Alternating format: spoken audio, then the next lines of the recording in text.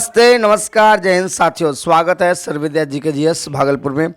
दोस्तों, पिछले वीडियो में हमने सिकंदर के बारे में पढ़ लिया था और आज की इस वीडियो में हम लोग पढ़ेंगे मौर्य साम्राज्य। क्योंकि साथियों आपने जो है पहले पढ़ा हसीन में साथियों हर्यक वंश, शिशुनाग वंश और नाग वंश के बारे में हमने पढ़ लिया था। ठीक है, तो अब जो है बीच में सिकंदर आक्रमण भी हो गया और सिकंदर क्या वापस चला भी गया। अब इसमें बच गया मशूक। तो मशूक में सबसे पहले हम लोग मौर्य वंश को पढ़ेंगे। तो चलिए इसमें साथियों मौर्य वंश को स्टार्ट करते हैं। अभी तक आपने साथियों वो पिछले वीडियो को नहीं देखा तो जाइए, प्लेलिस्ट बना हुआ है पॉकेट जीके खान सर का। तो उसमें आप जो है हिस्ट्री, ज्योग्राफी, पॉलिटी जो भी सब्जेक्ट पढ़ना चाहते हैं सबका वीडियो जो है आप देख सकते हैं। और सब में जो इसी तरह से ट्रिक बाय ट्रिक जो है बताएं, कवर किए हैं। तो चलिए इस वीडियो को स्टार्ट करते हैं। मौर्य साम्राज्य। मौर्य साम्राज्य में साथियों आपको 3 शब्द याद रखना है। कितना शब्द याद रखना है? 3 शब्द याद रखना है। वो कौन कौन है? MBA याद रखना, MBA, क्योंकि साथियों इससे सवाल आपके बनेंगे। ठीक है, MBA का मतलब क्या हो गया? M से हो गया मौर्य साम्राज्य हो गया। ठीक है, चंद्रगुप्त मौर्य हो गया। फिर 20 आपका हो जाएगा बिंदुसार। ठीक है, क्या हो जाएगा? बिंदुसार हो जाएगा। ए से अजातशत्रु हो जाएगा। यानी इन तीनों का रोल जो है इसमें मुख्य रूप से आपको देखना पड़ेगा। तो चलिए स्टार्ट करते हैं। इस चीज़ को आपको बता दिए पहले ताकि याद रह सके। तो इसमें जो है मौर्य साम्राज्य का शासनकाल 322 ईसा पूर्व से 185 ईसा पूर्व तक चलता है। और मौर्य वंश की साहित्यिक स्रोत की जानकारी हमें किस किस से मिलती है? पहला आपका ब्राह्मण साहित्य के अनुसार शूद्र, और जैन व बौद्ध साहित्य के अनुसार क्षत्रिय, और मुद्रा राक्षस के अनुसार बिरसल मतलब निम्न वर्ग, और रोमल थापड़ के अनुसार वैश्य, और सार्वधिक मान मत जो है क्षत्रिय। ये जो है इनसे जानकारी मिलती है कि जो है हमारा जो है ये जो मौर्य साम्राज्य था किस किस टाइप का था। तो ब्राह्मण साहित्य के अनुसार शूद्र था, जैन साहित्य के अनुसार क्षत्रिय था। ये सबको आपने देख लिया, इसको भी याद कर लेना है। ठीक है, तो चलिए सबसे पहले चंद्रगुप्त मौर्य जो स्टार्ट होता है, जो आपने पिछले वीडियो में भी कहानी सुना कि धनानंद को जो है धनानंद जो है इसके प्रधानमंत्री जो बनते हैं बाद में, चाणक्य कौटिल्य को बेइज्जती करके जो है अपने जो है मल से निकाल देता है। तो इसको शिक्षा दीक्षा देता है। और चंद्रगुप्त मौर्य 322 ईसा पूर्व से 298 ईसा पूर्व तक रहता है। इसका जन्म 340 ईसा पूर्व बिहार में, ठीक है, कहाँ पर होता है? बिहार में। और चंद्रगुप्त ने नंद वंश के धनानंद का अंतिम शासक को हराकर 322 ईसा पूर्व में मौर्य साम्राज्य की स्थापना कर लेता है। धनानंद को हराने के लिए चाणक्य विष्णुगुप्त, ये इसका जो गुरु बना था, ने चंद्रगुप्त की जो सहायता की तथा उसे 1000 कसारपन खरीदा। क्या कहता? तथा इसने जो 1000 कसारपन में इसको खरीदा था। कितना में खरीदा था? 1000 कसारपन में जो है चंद्रगुप्त मौर्य को खरीद लिया था। चंद्रगुप्त ने तक्षशिला में शिक्षा प्राप्त की और 322 ईसा पूर्व में चंद्रगुप्त मौर्य मगध की गद्दी पर बैठा, इसके वास्तविक जो संस्थापक बना। तो क्या होता है? तो मगध की गद्दी पर बैठता और वास्तविक संस्थापक बन जाता है चंद्रगुप्त मौर्य मौर्य वंश का। जस्टिन ने या यूनानी इतिहासकारों ने चंद्रगुप्त मौर्य को सेंड्रोकोटस यानी और एंड्रोकोटस के रूप में उल्लेखित किया। तो जस्टिन और यूनानी ने, जस्टिन इसको सेंड्रोकोटस किया है और यूनानी ने इसको एंड्रोकोटस के रूप में उल्लेखित किया है। विलियम जोन्स ने बताया है कि चंद्रगुप्त मौर्य जो सेंड्रोकोटस, ठीक है, और 305 ईसा पूर्व चंद्रगुप्त ने सिकंदर के सेनापति सेल्यूकस निकेटर को पराजित किया। यहाँ पर कहानी ये होता है कि अचानक से तो पराजित नहीं करेगा। सिकंदर जब वापस जाता है तो सिकंदर जो है वापस चला जाता है, लेकिन सिकंदर का जो है सेनापति सेल्यूकस निकेटर जो है वापस आता है भारत पर। ठीक है, तो इसी के चक्कर में हम देखता है तो धनानंद का तो खेला खत्म हो गया था, या चंद्रगुप्त मौर्य हो गया। तो चंद्रगुप्त मौर्य के साथ इसका जो भिड़ाव हो जाता है, भिड़ाव होता है तो ये जो है हार जाता है। कौन हार जाता है? सेल्यूकस निकेटर हार जाता है। और हारने के बाद क्या करता है? उसकी एक पुत्री होती है हेलेना ने का विवाह चंद्रगुप्त मौर्य के साथ कर दिया और भारत का जो अंतर्राष्ट्रीय विवाह हो गया पहला। अंतर्राष्ट्रीय विवाह की बात करें पहला, तो ये चंद्रगुप्त मौर्य का ही हुआ था सबसे पहले भारत का अंतर्राष्ट्रीय विवाह। अर्थशास्त्र पुस्तक के लेखक कौटिल्य है, चाणक्य को माना जाता है। इसका संबंध राजनीति विज्ञान से, ठीक है। अर्थशास्त्र से धन का विज्ञान है, लेकिन ये अर्थशास्त्र जो है कौटिल्य का लिखा हुआ जो है राजनीतिक से संबंधित है। अर्थशास्त्र जो है प्रथम भारतीय पुस्तक है जिसकी तुलना मकैयावेली की प्रसिद्ध पुस्तक प्रिंस से की जाती है। ठीक है, मकैयावेली की पुस्तक प्रिंस से है, ठीक है, और इसी से जो है तुलना की जाती है किसका? हमारा कौटिल्य, चंद्रगुप्त कौटिल्य का, चाणक्य का, ठीक है, जिसका नाम क्या है? अर्थशास्त्र। भारत का प्रथम प्रभुत्व संपन्न शासक चंद्रगुप्त मौर्य को ही माना जाता है, पहला अगर माना जाए। चंद्रगुप्त मौर्य का आध्यात्मिक गुरु भद्रबाहु, आध्यात्मिक रूप से भद्रबाहु था। ठीक है, इसने जैन धर्म का ग्रहण कर लिया था। मतलब जो है जब नहीं होता है ईश्वर के प्रति जो मन लगने लगता है तो वो गुरु वाला जो था वो भद्रबाहु था, और मानने वाला धर्म इस जैन था। चंद्रगुप्त मौर्य ने अपने जीवन के अंतिम दिन श्रवणबेलगोला जो कर्नाटक में पड़ता है वही की पहाड़ियों पर गुजारे थे। श्रवणबेलगोला का मंदिर जैन धर्म से संबंधित है, ये आपको याद रखना है। कुसुमपुर पाटलिपुत्र का प्राचीन नाम, ये भी सवाल बनता है। पाटलिपुत्र का क्या नाम पहले था? कुसुमपुर था। ठीक है। भारत में दास एवं विद्यमान नहीं था, भारत में दास प्रथा विद्यमान नहीं था। ये विवरण मेगास्थनीज ने दिया, जो कि चंद्रगुप्त मौर्य के शासनकाल में मेगास्थनीज आता है। ठीक है। विशाख दत्त द्वारा लिखित पुस्तक मुद्रा राक्षस में चंद्रगुप्त मौर्य के लिए ब्रिसल शब्द का प्रयोग हुआ, यानी कि ब्रिसल कबीले से संबंधित था। ये विशाख दत्त के द्वारा मुद्रा राक्षस लिखा है, ये क्वेश्चन बनता है। पाटलिपुत्र शहर के महलों को देखकर यह विवरण फैजान ने दिया है कि मनुष्य द्वारा न बनाकर द्वितीय असुरों द्वारा बनाए गए। ऐसा बात लिख दिया कि उनका जब देखा ना महल, विवरण बोलता है फैजान जो चीनी यात्री था वेनसंग के समय आता है, तो वह बोलता है कि यह महलों जो है मनुष्य ने न बनाकर द्वितीय असुरों द्वारा बनाया गया होगा। युद्धों की संधि शर्तों के अनुसार निकेटर ने क्या करता है, जब वह हार जाता है अपनी पुत्री का विवाह करा देता है। तो पद के आरिची, अराचोसिया, गोडेसिया, पारापीमाडस ये क्षेत्र जो है चंद्रगुप्त को क्या करता है 5 को जगह दे देता है। यहाँ पर नाम दे दिया अलग, हेरान, मकरान, काबुल कुछ इस तरह से देता है। यहाँ पर नाम देखिए ऐसा कर दिया है। इसकी जानकारी हमें जो इतिहासकार स्ट्रेबो व एपियान्स देते हैं। यह सब जो कहानी हुआ है दान देने वाला, तो ये कौन देता है? स्ट्रेबो और एपियानस ने देते हैं। चंद्रगुप्त जो है यूनानियों को भारत से बाहर निकाल देते हैं। ऐसे भारत का मुक्तिदाता भी कहा जाता है। क्या करते हैं? भारत का मुक्तिदाता भी कहते हैं। सिकंदर ने अपना एक राजदूत मेगास्थनीज चंद्रगुप्त मौर्य के दरबार में भेजा था। सिकंदर ने क्या करता है? चंद्रगुप्त मौर्य के दरबार में एक अपना राजदूत भेजता है मेगास्थनीज को। ठीक है।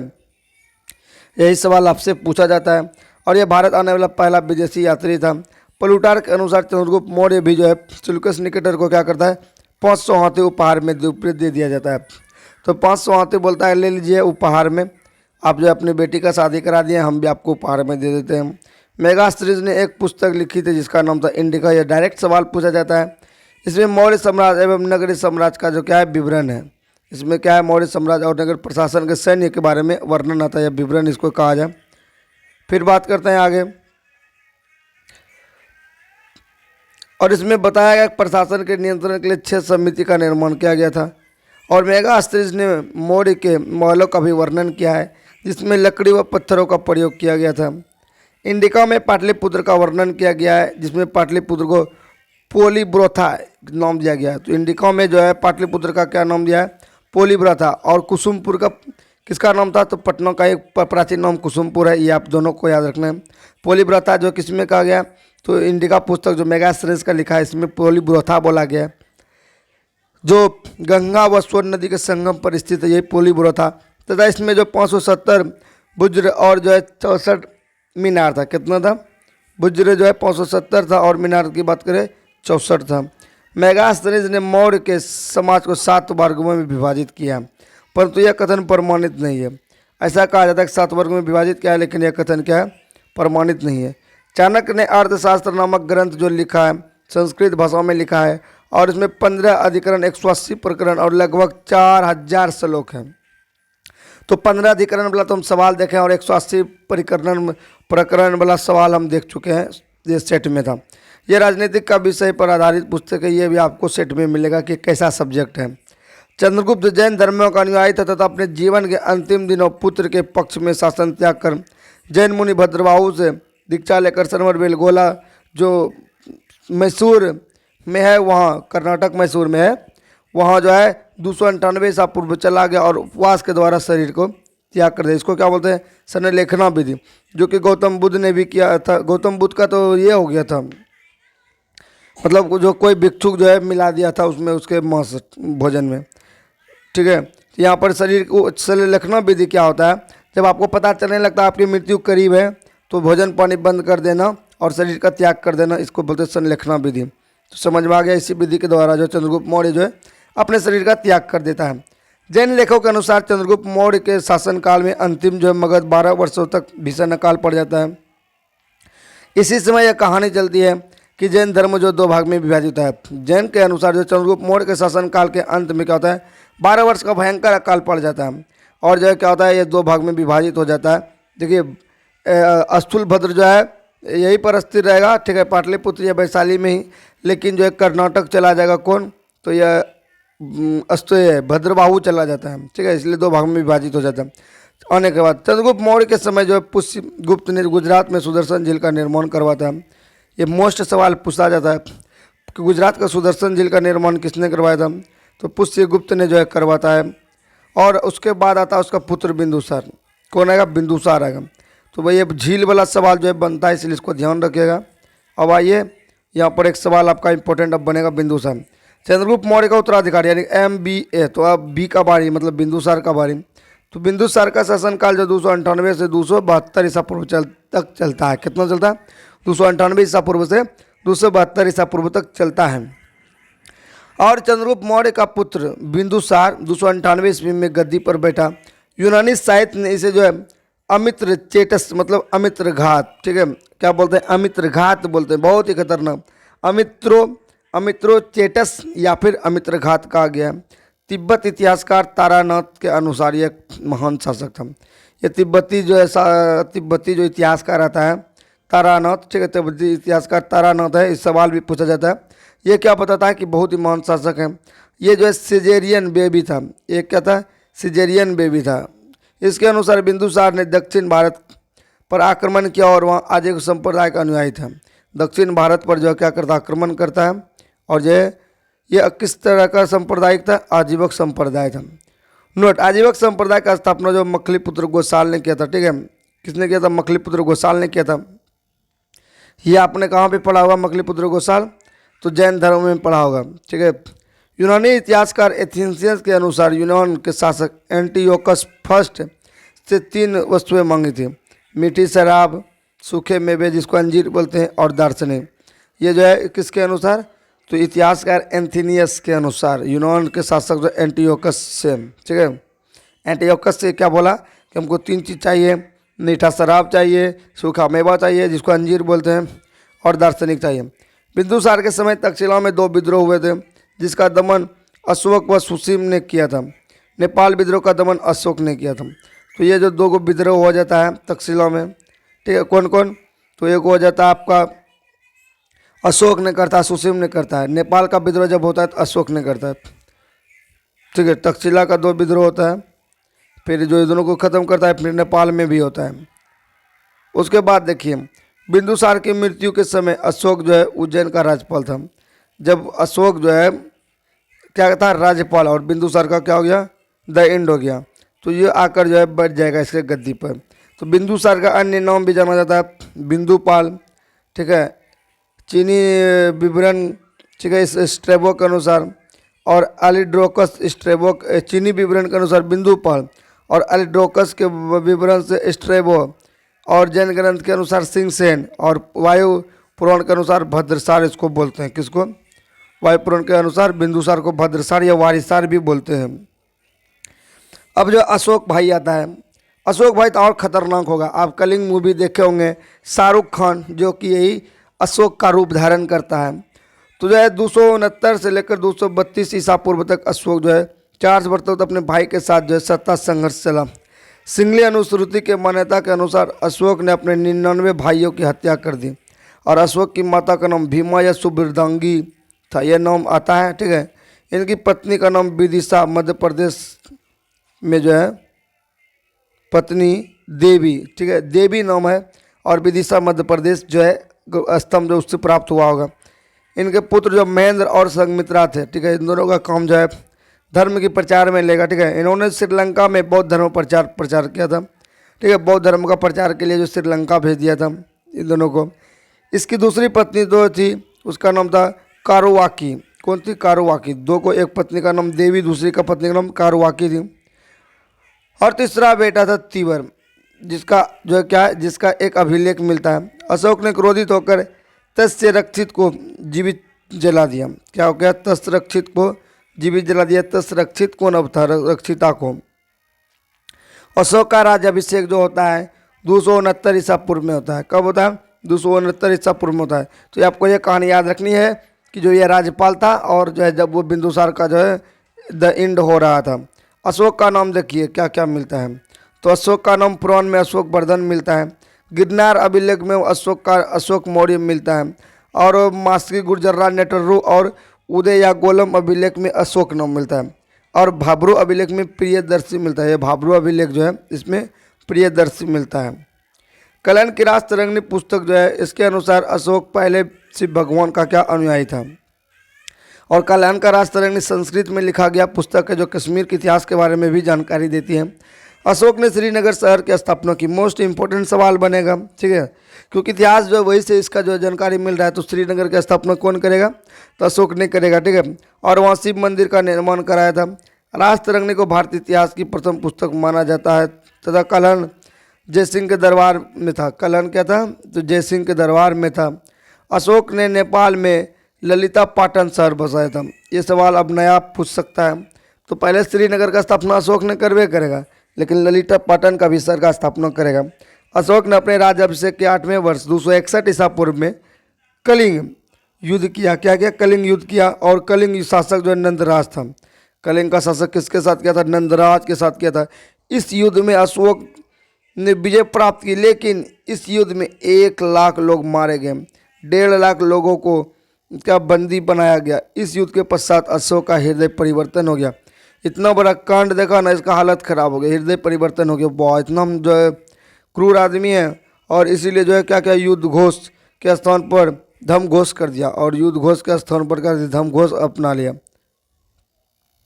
यानी जो है शस्त्र का त्याग कर दिया। और मौर्यकालीन स्थापत्य कला, और इस तरह से जब त्याग करेगा तो साम्राज्य का जो है पतन होना जरूरी है। तो जरूर ये दूसरे जो है हथियार उठाएगा तो ये जो हथियार त्याग देगा तो इसका विनाश हो जाएगा। तो मौर्यकाल स्थापत्य कला का सर्वश्रेष्ठ नमूना सांची का स्तूप को माना जाता है। किसको मानते हैं, मौर्यकाल का सर्वश्रेष्ठ नमूना सांची का स्तूप, ठीक है, याद रखिएगा, सांची का स्तूप को माना जाता है। ये बौद्ध धर्म से संबंधित है। किससे संबंधित है, बौद्ध धर्म से संबंधित है। यह मध्य प्रदेश में स्थित है। मौर्यकाल का प्रचलित सिक्का पन था। ये बहुत मोस्ट पन पूछा जाता है, तो ये मौर्यकाल का था। पन क्या था, तो मौर्यकाल का प्रचलित सिक्का था। धम शब्द जो है राहुल वादसुत पुस्तक से लिया गया, और धम एक क्या है, आचार। धम क्या है, आचार और विचार, आचार एवं संहिता है। धम क्या है, आचार और संहिता है। मौर्य का सर्वश्रेष्ठ बंदरगाह ताम्रलिपि है। मौर्य का सर्वश्रेष्ठ जो बंदरगाह था ताम्रलिपि है। कंटक शोधक शब्द न्यायालय के लिए प्रयुक्त होता है। कंटक शोधक जो है किसके लिए, न्यायालय। तो मौर्य काल में कंटक शोधक पूछ लिया जाएगा तो न्यायालय बताना है। भाग, बलि, प्रणय, बिष्टि एक कर थे। ये सब कहते हैं भाग, बलि, प्रणय, बष्टि क्या था, ये सब टैक्स था। बिष्टि जो एक बेगारी कर था, ठीक है, बिना मजदूरी बिना परिश्रम दिए बिना जो है कार्य करवाना, ये क्या था, बिष्टि। अशोक को भारतीय इतिहास में जनहित कार्य के लिए स्मरण किया जाता है। ये जो जनहित के लिए बहुत बढ़िया काम किया है, इसीलिए इसको जाना जाता है। कलिंग का प्राचीन नाम जो उत्कल है, यह भी सवाल जो कई बार एग्जाम में बन गया है कि कलिंग का प्राचीन नाम क्या है, उत्कल है। इसकी राजधानी तोसली थी। कलिंग की राजधानी तोसली, ये भी सवाल बनता है।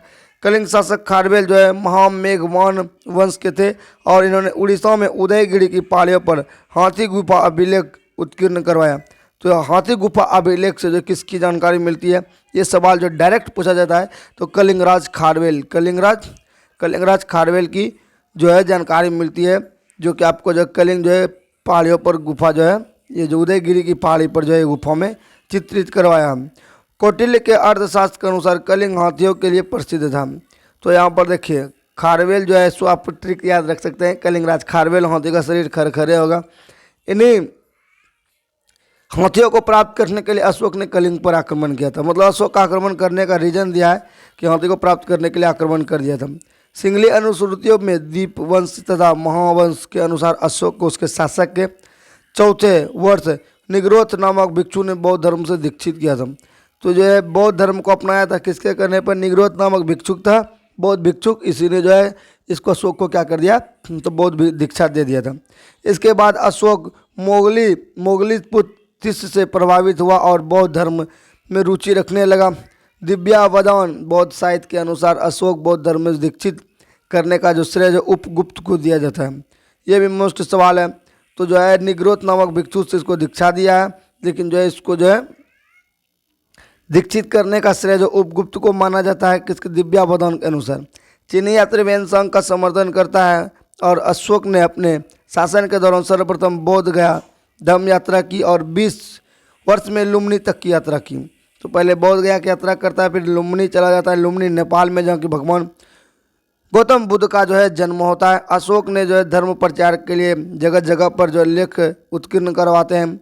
अशोक ने इसकी प्रेरणा जो है शासक डेरियस क्या साधव, तो अशोक को जो प्रेरणा मिलता था तो डेरियस प्रथम और दारा प्रथम से मिली। इसका खोज जो है 1750 ईसा पूर्व जो है टिम्फेलेंथर किसने किया था, टिफेलेंथर ने किया था। किसने किया था, टिफेलेंथर ने किया था। 1837 ईसा पूर्व में जेम्स प्रिंसेप ने सर्वप्रथम जो है इसकी लिपि जो लिखा गया था इसको सब पढ़ने में सफलता प्राप्त कर दी है। और इसके उत्खननकर्ता चापर या फिर कापड़ थे। अभिलेख का विषय प्रशासनिक होता है, लेकिन अर्थ जो है संबंधित लेख लुम्बिनी अभिलेख है जो कि कर नीति से संबंधित है, जिसमें अशोक लुम्बिनी यात्रा के समय भू राजस्व दर जो है 1/6 भाग से घटाकर 1/8 भाग कर देता है। जब ये लुम्बिनी नेपाल जाने लगता है तो उस समय जो है 1/6 पहले था, लेकिन घटा कर क्या कर देता है 1/8 कर देता है। अशोक के समकालीन मिस्र राजा टोलमी था। टोलमी भूगोल शब्द जो लिखता है टोलमी था। मिस्र का राजा कौन था, टोलमी। अशोक के समय इसका समकालीन मतलब इसी के समय वहाँ मिस्र में राजा टोलमी था। ब्रह्मलिपि के अभिलेख गुजरात से प्राप्त होता है तथा ग्रीक व अरमाइक लिपि ब्रह्म के कांधार व काबुल तथा खरोष्टी जो है शाहबाजी मुनसेरा पाकिस्तान से प्राप्त होता है।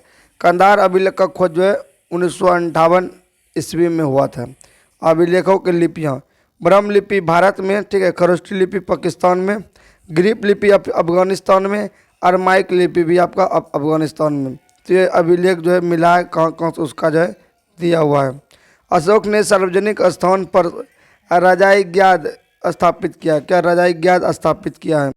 द्विभाषीय अभिलेख जिसमें 2 लिपियां सम्मिलित होती है, जिसमें गंधार से सार एक कुना अभिलेख प्राप्त हुआ है जो ग्रीक व अरमाइक मिश्रित लिपि है। तो ये सवाल जो है बन सकता है, गंधार से जो सार एक कुना अभिलेख मिला है जो 2 लिपियों से सम्मिलित था, एक और जो है ग्रीक व अरमाइक लिपि से ये मिश्रित है। अशोक अभिलेख को 3 भागों में विभाजित कर सकते हैं। जैसे ये लेख हुआ, लेख को पहले हम लोग 2 भाग में विभाजित करेंगे, एक शिलालेख हो गया, एक गुहा लेख हो गया, और ये तीसरा जो है आपका स्तंभ लेख हो गया। 3 भाग में विभाजित करेंगे, कितना 3 पार्ट में। लेकिन जो है आपको जो है शिलालेख को बृहत एक लघु, स्तंभ लेख को बृहत और लघु, यानी कि जो है शिलालेख को 2 भाग में, बृहत और लघु में, और स्तंभ लेख को, और इधर गुहा लेख तो है आपका। तो अशोक के 8 स्थानों का बृहत शिलालेख करवाए जिनकी संख्या कितना है 14 है। कितना 8 को करवाता जिसकी संख्या 14 है। बृहत शिलालेख की बात करें तो शाहबाजगढ़ी पाकिस्तान पेशावर में है। कलासी की बात करें उत्तराखंड जो देहरादून में पड़ता है, देहरादून उत्तराखंड। धौली जो है शिलालेख उड़ीसा में। सोपाड़ा शिलालेख महाराष्ट्र थाने में। मानसेरा शिलालेख पाकिस्तान में। जूनागढ़ या गिरनार शिलालेख गुजरात में। और जौगढ़ जो उड़ीसा में। एरीगुड़ आंध्र प्रदेश या करनूल में। उसके बाद अशोक के जो शिलालेख है इन सब में जो है सबको देखना है, लेकिन याद रखना 2-4 को। पहला शिलालेख में पशुवध और प्रतिबंध लगाया है। दूसरा में मनुष्य व चिकित्सा का निर्माण करवाए और लोक कल्याण कार्य किए। तीसरा जो है रज्जुक की नियुक्ति तथा राज्य के अधिकारी हर 5 वर्ष पर राज्य भ्रमण का आग्रह। और चौथा जो है भारी घोष राजघोष, ये धम, ये वाला आपको याद रख लेना। चौथा भारी घोष, ठीक है, रण घोष जगह जो है धम घोष की घोषणा। और मुख्य रूप से जो बोलेंगे याद रखना, उसको याद रखना, ठीक है, बाकी सबको स्किप कर देना। 5वां शिलालेख जो है धम्म महामंत्रों से नियुक्त किया है। 6ठा शिलालेख प्रतिवेदक मतलब रिपोर्टर के आदेश के प्रशासनिक सुधार किया है, इसको थोड़ा सा याद रख लेना, थोड़ा सा रखना। 7वां जो है धम्म यात्राओं का विवरण मिलता है, ये मोस्ट रूप से याद रखना है। धम्म जो मिलता है यात्राओं का विवरण से मिलता है, जिसमें आपको पता है कि 1/6 से भाग से 1/8 कर दिया था कर्म। और 8वां शिलालेख जो है आखेटक यात्रा का स्थान पर धम्म यात्रा का प्रतिपादन करता है।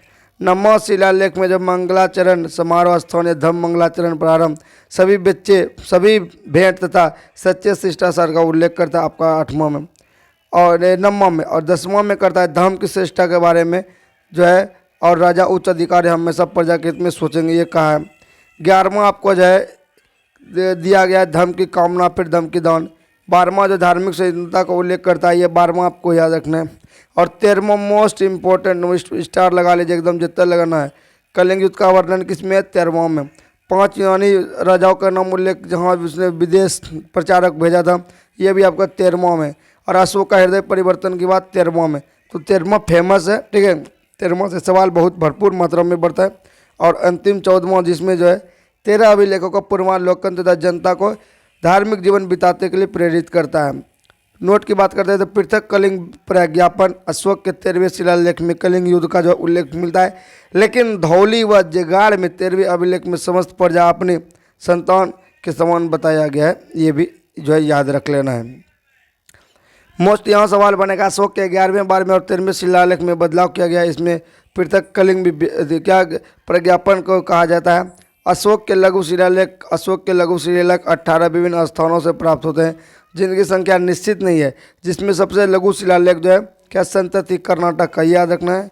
सबसे जो अंतिम जो शिलालेख है छोटा वाला संतति है। अशोक के मास्की गुर्जरा नेतुर और उदय गोलम लेख अभिलेख का नाम अशोक मिलता है। अशोक नाम कौन मिलता है? तो मास्की गुर्जरा में अशोक का नाम ये मास्की गुर्जरा रहेगा, बाकी तो अलग सब नाम दे देगा।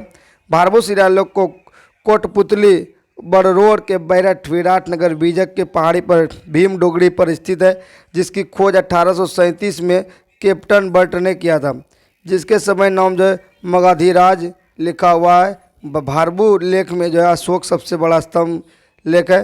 भारभू जो है लेख जो है बैराट राजस्थान के अशोक के बौद्ध होने का सबल प्रमाण मिलता है। ये मोस्ट आ जाएगा कि जो है सबल प्रमाण किससे मिलता है इसका बौद्ध होने का? तो ये भारभू अभिलेख से मिलता है, जिसमें अशोक ने स्पष्ट बुद्ध धम्म और संघ का अभिवादन करता है। किसका? बुद्ध धम्म संघ का अभिवादन करता है, जो कि उसका त्रिरत्न है, ठीक है। जिन्होंने बौद्ध धर्म में त्रिरत्न कहा गया, वही बात यहाँ गया। बौद्ध धर्म संघ क्या है? तो बौद्ध धर्म का त्रिरत्न है। और इसमें जो भारभू अभिलेख में जो क्या स्पष्ट रूप से जो है वर्णन मिलता है। भारभू शिलालेख में अशोक स्वयं को मगधराज या फिर मगध का राजा बताता है। भारत में सर्वप्रथम शिलालेख का प्रचलन अशोक ने किया था। शिलालेख क्या होता है? शिलालेख पढ़ लिया। शिलालेख क्या होता है? पत्थरों पर लिखने की जो मतलब कला है, ठीक है, उसको बोलते हैं शिलालेख। पत्थरों पर खोद के जो उसको जो काट कर लिखने की प्रथा को शिलालेख कहा जाता था। जैसे अभी गाँव सब में क्या होता है, तो लगता है फलनों के घर से फलनों के घर तक जो है क्या है रोड बना, इतना खर्च आया, तो उसमें जो है लिखवाया है, शिलालेख करवाया, वही को बोलते हैं। मास्की शिलालेख ने भगवान अशोक ने स्वयं को बुद्ध का शाक्य कहा, जिसकी खोज 1915 ईस्वी में विडेन ने किया। तो मास्की अभिलेख में अशोक ने क्या किया? स्वयं को बुद्ध का शाक्य कहा और खोज जो है 1915 में विडेन ने किया। अशोक के स्तंभ लेखों के बृहत लेख जो है 6 स्थानों से प्राप्त होता है। कितनों से होता है? 6 स्थानों से, और 7 लेख मिले, यानी इसकी जो संख्या 6-7 लेख पर है। तो अशोक के जो है लेखों में बृहत स्तंभ लेख 6 स्थानों से और 7 लेख मिला। 6 गो स्थान से मिला और 7 गो लेख मिला, ठीक है। इसकी संख्या 6 है पर 7 लेख है। जैसे को दिल्ली का टोपरा ये मिला है, फिर दिल्ली मेरठ मिला है, ठीक है, और बहुत सारा मिला, सबको एक एक करके देखते जाएंगे। दिल्ली का टोपरा स्तंभ लेख मूल रूप से हरियाणा के अंबाला जिले में, दिल्ली का टोपरा कहाँ है? हरियाणा के अंबाला जिला में फिरोज शाह तुगलक द्वारा इसे दिल्ली लाया गया। तो कौन लाया था? FST ने इसको जो उठाकर यहाँ ला लिया। कहाँ ला गया? तो दिल्ली ला लिया। एकमात्र अभिलेख जिसमें अशोक के जो है 7 लेख उत्कीर्ण हैं। फिर दिल्ली मेरठ मूल रूप से मेरठ में था, क्यों? पहले जो था ना उसी को नाम बदल दिया, ठीक है। पहले मेरठ में था तो इसको दिल्ली ला लिया। यह मूल रूप से मेरठ में था और फिरोज तुगलक ने FD ने क्या कर दिया? तो इसको उठाकर दिल्ली ला लिया और शिकार एक कुश महल क्या कर दिया? शिकार एक कुश महल में रखवा दिया। फिर आता है लौरिया चंदनगढ़ अभिलेख बिहार में, और इसे औरंगजेब के द्वारा क्या किया गया? उत्कीर्ण करवा गया। फिर लौरिया है अरे राज अभिलेख चंपारण बिहार में, चौथा। 5वां रामपुरवा अभिलेख बिहार में। तो बिहार का आपको याद रखना है, क्योंकि बिहार का सवाल जो है बिहार में जरूर पूछेगा। तो आपको ये दोनों का रामपुरवा, लौरिया, फिर लौरिया नंदगढ़, ये जो है याद रखना। जागोर शिलालेख उड़ीसा में है। इसकी खोज जो है 1850 में वाल्टर इलियट ने किया। कौन? वाल्टर इलियट ने किया है। प्रयाग प्रशस्ति अभिलेख मूल रूप से कौशाम्बी नगर में था और अकबर ने इलाहाबाद के किले से स्थापित करवाया था। इस पर बहुत से लेख लिखे हैं, जिसमें रानी का लेख इसको कि कारुवाकी, रानी का लेख मतलब कारुवाकी का लेख मतलब इसकी रानी का लेख। समुद्रगुप्त की प्रयाग प्रशस्ति के उत्कीर्ण है, इसमें जो अकबर व बीरबल का भी लेख उत्कीर्ण है। ये सब जो लेख लिखा हुआ है, रानी का लेख मतलब इसके रानी जो थी कारुवाकी दूसरी पत्नी, ठीक है। अशोक के शिलालेख मध्य प्रदेश में रूपनाथ, गुर्जरा, कर्नाटक में गोविंद मठ, ब्रह्मगिरी, उदयगिरी, सिद्धपुर, जगिटे, रामेश्वर, कनगनहाली, पाली, कुडुगू, बिहार, सासाराम, उत्तर प्रदेश और नमक स्थान पर है। निगली सागर शिलालेख, जागौर शिलालेख व रामपुरवा शिलालेख अशोक से संबंधित है। अशोक के लघु स्तंभ लेखों में राजकीय घोषणा मिलती है। सबसे छोटा जो है राजकीय घोषणा किसमें मिलती है, तो जो है लघु स्तंभ लेख इसी में राजकीय घोषणा मिलती है। इस चैप्टर में थोड़ा आपको सब्र बना के रखना होगा साथियों, क्योंकि जो आपका जो मौर्य साम्राज्य का जो है थोड़ा लंबा चैप्टर है, तो आप लोग सब्र बनाकर पढ़िए और क्लियर हो जाएगा। अशोक जो है स्तंभ सांची व धूमेक स्तंभ सारनाथ में, अशोक का स्तंभ जो सांची में और धूमेक स्तूप जो है सारनाथ में स्थित है। सांची का स्तूप मध्य प्रदेश व सारनाथ का उत्तर प्रदेश में। तो सांची का स्तूप जो बार बार पूछा जाता है मध्य प्रदेश में और सारनाथ उत्तर प्रदेश में। लेख में संघवेद रोकने का आदेश दिया गया है। निगाली सागर अभिलेख जो है अशोक ने अपने राज अभिषेक 14 वर्ष में कनक मुनि से स्तूप का जीर्णोद्धार करवाया। किससे करवाया था, कनक मुनि से जो है स्तूप का जीर्णोद्धार मतलब फिर से जो है ठीक करवाने के जो मतलब टूटे फूटे को मरम्मत कराना जीर्णोद्धार कहलाता है, जीर्णोद्धार करवाया था। लुम्नी ग्राम का धार्मिक कर बलि माफ कर दिया था। लुम्नी जो है नेपाल का ग्राम का धार्मिक कर जो है बलि जो माफ कर दिया था। वास्तुकला के इतिहास में अशोक ने एक नई शैली का विकसित किया और गुफा लेख धार्मिक संहिता प्रचारक थे। बराबर की गुफा अशोक के 4 गुफाओं का निर्माण कराया था। मोस्ट इम्पोर्टेंट सवाल बनेगा, जो कर्ण गुफा, सुदाम, चौपार तथा विश्व झोपड़ी गुफा थी, ये 4 को जो है बराबर की पहाड़ियों पर गुफा और आजीवक संप्रदाय के भिक्षुक को दान दे दिया था। यह गुफा का नाम जो है क्या कर दिया था, आजीवक संप्रदाय को दे दिया था, ठीक है, आजीवक संप्रदाय को दे दिया था। अशोक के पुत्र जो है दशरथ ने नागार्जुनी पहाड़ी पर गुफाओं का निर्माण करवाया और बराबर की पहाड़ी पर दशरथ लोमर्षि गुफा भी बनाए। तो जो दशरथ ने नागार्जुनी पहाड़ी पर पहले गुफा का निर्माण करवाया तथा बराबर की गुफाओं की ये जो पहाड़ी पर जो दशरथ ने लोमस ऋषि की गुफा बनवाई थी। क्या, लोमस ऋषि का, इसके बेटा ने, कौन, दशरथ ने। बौद्ध परंपरा के अनुसार जो 84,000 स्तूपों का निर्माण करवाया गया था। कितना, 84,000, जिसमें महात्मा बुद्ध की मृत्यु के बाद 9 स्तूपों का निर्माण कराएगा। 8 स्तूप के बुद्ध के जो है शारीरिक अवशेष रखे और 90 में उनके पौत्र। अहरौरा लेख यह घोषणा की गई कि अशोक जो व्यक्तिगत रूप से बौद्ध धर्म का जो अनुयायी था। अर्थशास्त्र में 18 तीर्थों का वर्णन किया गया है, ठीक है। और मौर्यकालीन देख लीजिए तीर्थ कौन कौन सा दिया गया। तो प्रधानमंत्री और पुरोहित संबंधित विभाग का प्रमुख अधिकारी, यहाँ पर जो उच्च अधिकारी मतलब यहाँ पर उच्च अधिकारी दिया गया। सेनापति युद्ध का मंत्री होता था। युवराज जो राजा का अधिकारी होता था। प्रशस्ता जो होता था राज्य के कागजात को सुरक्षित रखने वाला तथा राज्य के आज्ञाओं को लिपिबद्ध करने वाला अधिकारी होता था। उच्चाधिकारी तीर्थ को कहा जाता है जी। समाहर्ता से बहुत ही सवाल आ चुका है, ठीक है। तो राजस्व विभाग का समाहर्ता था। नायक का होता था सेना संचालक अथवा नगर का सुरक्षा का अध्यक्ष होता था। प्रतिष्ठ फौजदारी न्यायालय का न्यायाधीश या कमिश्नर हुआ करता था। संदिग्धदाता जो हुआ करता था राज्य के कोषाध्यक्ष हुआ करता था। व्यवहारिक जो होता था नगर प्रमुख का न्यायाधीश होता था। दंडपाल जो पुलिस अधिकारी होता था। ये सवाल डायरेक्ट बनता है साथियों, क्योंकि एक सवाल जो आपको समाहर्ता से हमको देखे हैं। कर्मकांत, ये भी सवाल देखे। कार्मिक का जो उद्योग एवं कारखानों का अध्यक्ष होता है। अंतपाल जो होता है सीमावर्ती दुर्गों का रक्षक होता है। और दुर्गपाल जो होता है राज्य के दुर्ग और रक्षकों का अध्यक्ष होता है। नागौर जो पौर कहलाता है, तो यह कोतवाल या फिर नगर का प्रमुख अधिकारी होता है। दौवारी को क्या होता है, राजमहलों में देखरेख करने वाला व्यक्ति होता है। आवटिक जो होता है वन विभाग परक्षक होता है। और अदंत वैदिक क्या होता है, अंतपुरी का विरक्षक होता है। मंत्री परिषद का अध्यक्ष होता है, परिषद का अध्यक्ष होता है। तो इससे एक सवाल बनते हैं कभी कदार, क्योंकि हम समाहर्ता से प्रश्न जो है एक सेट में देखे होंगे, अगर सेट लगाए तो आप भी देखे होंगे। फिर मंत्री परिषद के नीचे जो द्वितीय श्रेणी के अधिकारी थे, जिन्हें अध्यक्ष कहा जाता है। अर्थशास्त्र में 26 अध्यक्ष का उल्लेख किया गया है। अर्थशास्त्र के प्रमुख 4 व्यापारिक मार्गों का भी वर्णन मिलता है। कौटिल्य बताते हैं कि उत्तर पथ की अपेक्षा दक्षिण पथ अधिक महत्वपूर्ण थे। अशोक के समय प्रांतों की संख्या 4 से बढ़कर 5 कर दी गई थी। प्रांतों का शासकीय राजवंशीय कुमार या फिर आर्यपुत्र नामक जो है पदाधिकारी के द्वारा होता था, और इसी के नामक जो है क्या होता था, प्रांत का स्वशासन राजवंशीय। तो मौर्य का प्रांत था जैसे उत्तर पथ, राजधानी तक्षशिला। अवंती राष्ट्र, इसकी राजधानी उज्जैन। प्राचीन जो है ठीक है, प्राचीन जो मध्य प्रदेश में, इसका पाटलिपुत्र। और दक्षिण पथ में स्वर्णगिरी। कलिंग की राजधानी तोसली, तो कलिंग की राजधानी तोसली कई बार एग्जाम में आ गया। उत्तर पथ जो है तक्षशिला है, और दक्षिण पथ में स्वर्णगिरी है। ये सवाल जो है बन सकता है, शायद ये भी बना है। प्रांतों को चक्र कहा जाता है। प्रांतों का विभाजन विषय में किया जाता था, जो कि विषय पदहीन होते थे। जिले का प्रशासनिक अधिकारी जो स्थानिक या फिर समाहर्ता के अधीन था। यह सवाल इसलिए बनता है क्योंकि देख लीजिए दिया स्पष्ट रूप से क्लियर करके। मेगास्थनीज के अनुसार नगर का प्रशासन 30 सदस्यों का एक मंडल करता था, जो 6 समितियों के विभाजित था, और प्रत्येक में 5 सदस्य होते थे। ये सब उतना इम्पोर्टेंट नहीं है।